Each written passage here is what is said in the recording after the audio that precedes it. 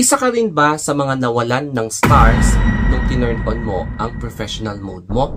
Kaya, narito ang mga effective tips para maibalik ang stars sa Facebook professional mode on mo and i-continue mo na ang pag-earn or kumita ng pera sa Facebook. Grabe, ang saklap talaga kung wala kang stars, ayan, sa Facebook professional mode on mo. Tapos, eto pa. Meron na ngang stars, pero hindi eligible. So, ganyan yung usually na questions na nagtatanong sa akin, sa comment section, and sa direct message. Kung paano nga ba maibabalik ang stars sa professional mode on mo para kumita ulit ng pera. So, eto na nga guys, ang pinakaunang tip. Yung first tip is complete your profile. Complete your bio.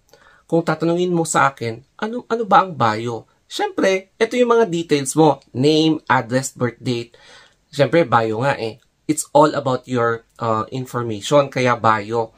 So, ibig sabihin nito, dapat marunong kang kumilatis kung ano yung mga pinapasukan mo.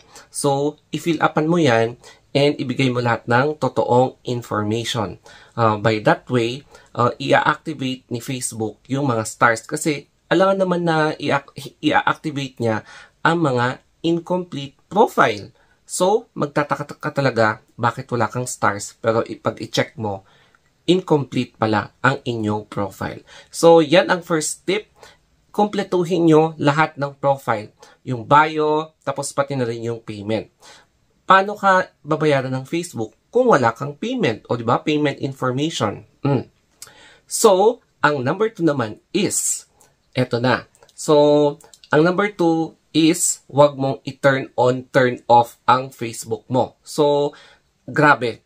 Ang dami kasi ang nagto-turn off tapos turn on ulit. Tapos pagtingin nila, wala ng stars. Number 2 is wag i-turn off, turn on, turn off, turn on ang Facebook professional mode on mo. Kasi, malilito si Facebook. Bakit mo in-off, tapos in-on, and off, and on ulit? So, kapag once na tinurn on mo, i-turn on mo lang. Huwag mo nang i-off. Ayaw ni Facebook yung lulubog, lilitaw.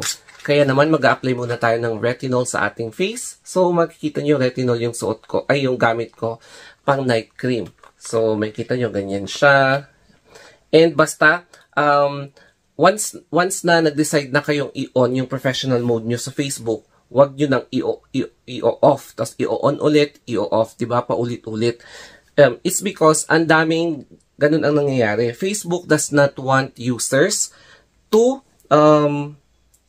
turn on and turn off kasi parang madidisturb yung algorithm. Tapos sayang naman kung yung mga taong binibigyan nila ng professional mode is hindi nila pinapahalagan yung bagong opportunity na yun na mag-earn ka sa Facebook. So, ayan yung mga instructions na sinasabi ko sa inyo na once na papasok ka sa isang business, huwag kang lulubog, huwag kang lilitaw. Kasi mako-confuse ang mga advertisers mo, ang mga boss mo, kung ano ba talaga. Gusto mo bang mag-business? Gusto mo bang kumita? Yung ganon. Huwag kang aatras pag nakapasok ka na sa isang kontrata or sa isang pagsubok. O, di ba? Ang number 3 naman is paano nga ba maibabalik ang stars? So, uulitin natin ang instructions. Punta tayo dito sa Facebook profile natin. I-click mo yan. And, ganyan. Tapos, dito sa may, ayan o. Click mo yan. And, dito kasi, di ba, if naka-turn off yung professional mode mo, tapos kapag ito turn on mo for the first time, doon ka mag-i-star. So, kapag, ang mangyayari kasi, kapag tinurn off mo siya, tapos tinurn on mo ulit, matatanggal yung stars kahit na naka-on ulit yung professional mode mo. So, ganito yung itsura niya pag off. Are you sure na ito turn off mo siya? So, kapag sasabihin mo, oo nga eh, turn off ko na nga lang, tapos bibigyan ka talaga ng babala ang Facebook. So, hindi ka na makakapag-earn kapag i-turn on mo ulit. Tapos, ayan, if you change your mind, you can turn on professional mode at any time again. pero matatagalan bago ma-activate ulit yung star mo. Kaya ibabalik natin kasi ayokong mawalan ako ng star. So, ganito yung mangyayari, guys. Ayan. So, eto yung stars. Matatanggal to kapag in-off mo, tapos in-on mo ulit. Kaya sa mga nag-turn off and turn on, and turn off again, magtatampo si Facebook sa inyo, hindi na niya kayo bibigyan ng stars. Ang pang-third naman is, baka nasa lugar ka ng hindi siya eligible. So, ang mga eligible countries lang ay etong mga nakasulat dyan.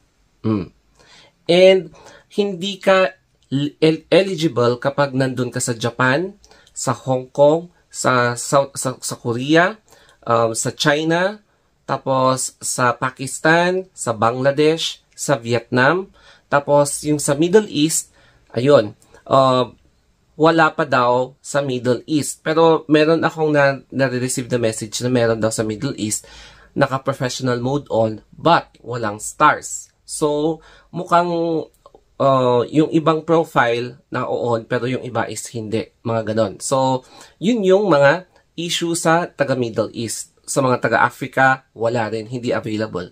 Hindi rin available sa Ireland and sa Norway, if I'm not mistaken, hindi siya available. So, mga Iran, Iraq, ayun, Palestine, hindi po talaga siya available. Kaya, maghintay-hintay lang kayo, baka sa December or sa January, magiging available na siya sa profile nyo. Ang pang-apat naman is, baka naman less than 1,000 followers ka. Kasi nga yung requirement is dapat 1,000 followers and above, tapos nasa eligible country ka.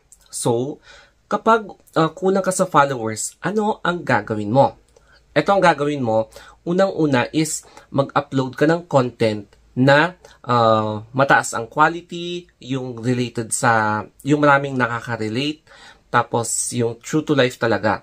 Hindi yung nagpa-follow ka, follow me, follow you back. Hindi yun effective kasi ang after lang nun is followers pero hindi nila papanoorin ko yung mga videos mo. Kaya as much as possible, I advise na mag-upload ka ng mga magagandang content.